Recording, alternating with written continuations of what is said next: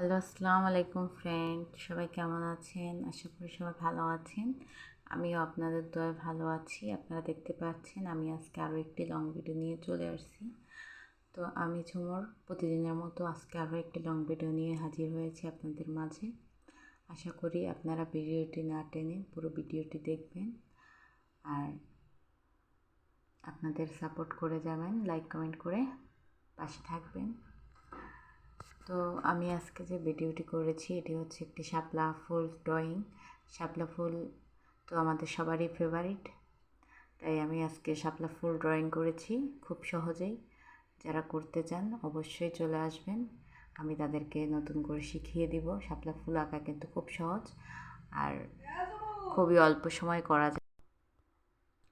তো আপনারা চাইলে খুব সহজে শিখতে পারেন শাপলা ফুল ড্রয়িং।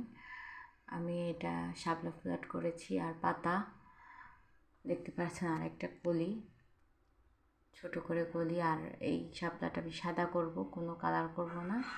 এমনিতেই তো সাদা কালার তো থাকেই, তো আমি সাদা কালারই করব, আর কোনো কালার করব না। আপনারা দেখতে পাচ্ছেন আমি সবুজ কালারটা পুরো করে ফেলেছি পুরো। আশা করি আপনারা মনোযোগ দিয়ে দেখবেন পুরো ভিডিওটি, আর কেমন লেগেছে আপনাদের বলবেন। সবাই লাইক কমেন্ট করে যাবেন, কিন্তু আশা করি সবাই পাশে থাকবেন।